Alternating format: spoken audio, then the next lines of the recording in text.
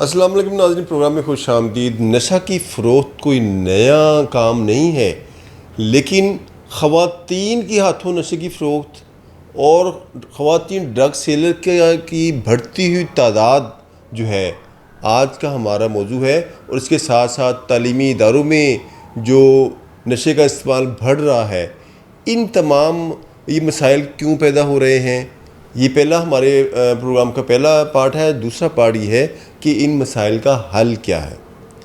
دیکھیں، اس وقت جب ایک سروے کروایا گیا، اس میں یہ بات سامنے آئی کہ خواتین ڈرگ سیلر کی تعداد میں خطرناک حد تک اضافہ ہو گیا ہے۔ ہاں، میں دوبارہ یہ کہہ رہا ہوں کہ منشیات سیل کرنے والی خواتین کی تعداد میں خطرناک حد تک اضافہ ہو گیا ہے۔ یہ کون خواتین ہیں جو معاشرے میں زہر پھیلا رہی ہیں؟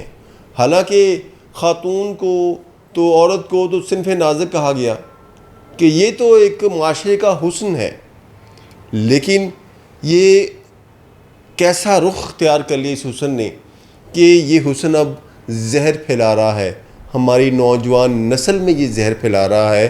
اور یہ جو خواتین ہیں، جب ان کی ہسٹری معلوم کی گئی تو پتہ چلا کہ ان میں سے اکثر خواتین وہ ہیں جو بے روزگاری کے ہاتھوں تنگ آ کے انہوں نے اس پیشے کو، اس ناسور کو اپنانا شروع کیا اور اس مذموم دھندے کا حصہ بن گئیں، یا جو ڈرگ مافیا ہے اس نے چند خواتین کو بلیک میل کرنے کے بعد مجبور کیا کہ وہ اس دھندے میں شامل ہوں۔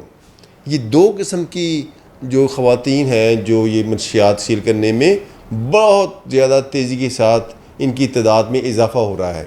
اب دوسرا یہ ہے کہ یہ منشیات سیل کہاں پر کرتی ہیں؟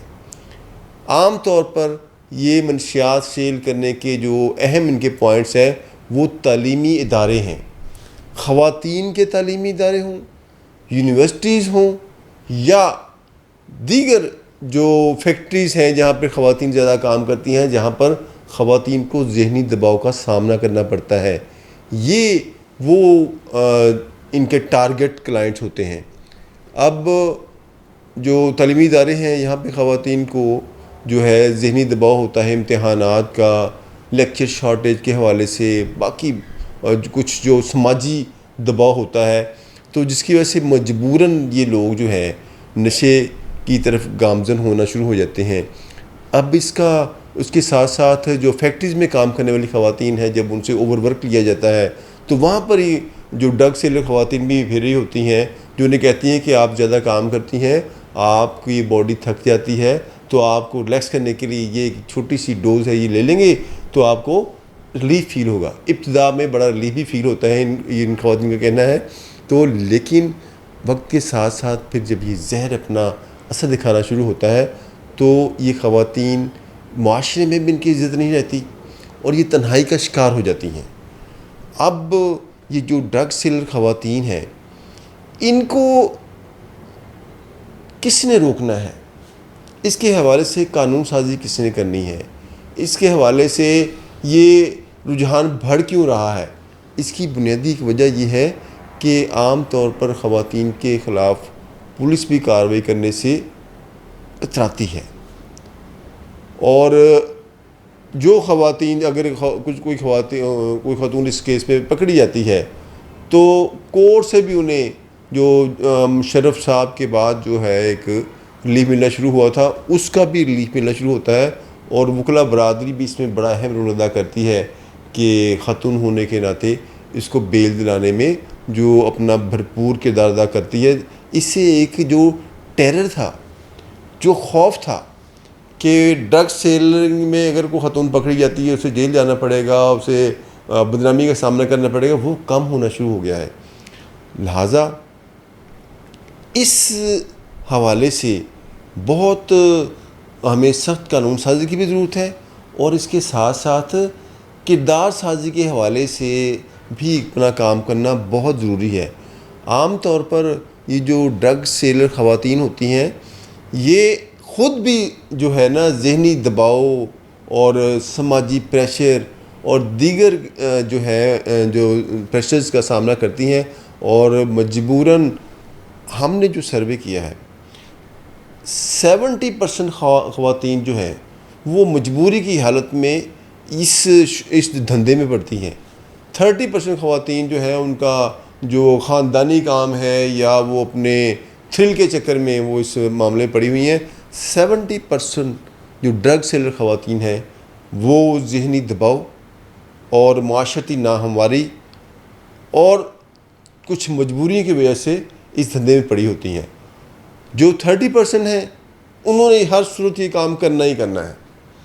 اب یہ اسٹیٹ کا کام ہے کہ خواتین کی ویلفیئر کے لیے جو اتنے بڑے بڑے منصوبہ بندی کی جاتی ہے، اتنے بڑے بڑے بجٹ رکھے جاتے ہیں، ایسی خواتین جو ان کی اس قسم کے معاملات میں ملوث ہیں، ان کے لیے کوئی جاب کا بندوبست کریں، ان کے لیے کوئی اس قسم کا کوئی میکنزم طے کیا جائے جس سے یہ خواتین جو ہیں اس مذموم دھندے سے باہر نکل سکیں. اور اس کے ساتھ ساتھ اب جو یہ نشہ استعمال، مسئلہ یہ ہے کہ یہ خواتین اس وقت تک نشہ نہیں بیچ سکتی جب تک آگے کوئی اسے خریدنے والا نہ ہو.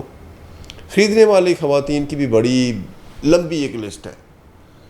کچھ تعلیمی اداروں میں تعلیم حاصل کرتی ہیں، کچھ تعلیمی اداروں میں تعلیم دیتی ہیں، کچھ فیکٹریز میں اپنی مزدوری کرتی ہیں، کچھ فیکٹریز میں اعلیٰ عہدوں پہ فائز ہوتی ہیں، اور کچھ جو ہے شوقیہ بھی استعمال کرتی ہیں. جیسے فلمز میں ڈرگز میں ایک تھرل دکھائی جاتی ہے ڈرگز کے حوالے سے. اب اس حوالے سے ان کو خواتین کو آگاہی فراہم کرنا بڑا ضروری ہے کہ اس کے ڈرگز کے استعمال کے نقصانات کیا ہیں، ان کی صحت پر دوررس نقصانات اس کے کیا مرتب ہوں گے، اور اس کے ساتھ ساتھ نفسیاتی طور پر ان پہ کیا اثرات مرتب ہوں گے. اور اگر ان کی یہ بات جو ہے جو معاشرے میں جاتی ہے تو ان کی عزت نفس پر بھی سوال اٹھے گا، اور اس کے ساتھ ساتھ وہ تنہائی کا شکار ہوں گی، ان پر بہت زیادہ سوالات بھی اٹھیں گے.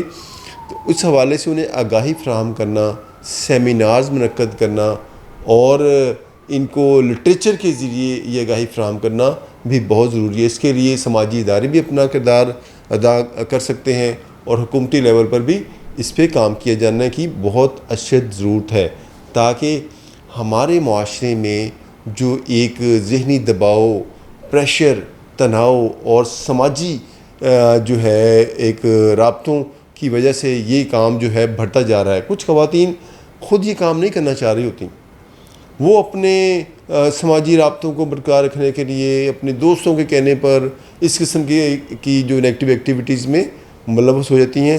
لہٰذا ایسے جب لوگوں کو اس کے منفی نقصانات کا علم ہوگا تو یقیناً وہ اس سے بچنے کی کوشش کریں گے. ہماری ویڈیو کو لائک کیجئے، سبسکرائب کیجئے، اجازت دیں. اللہ حافظ.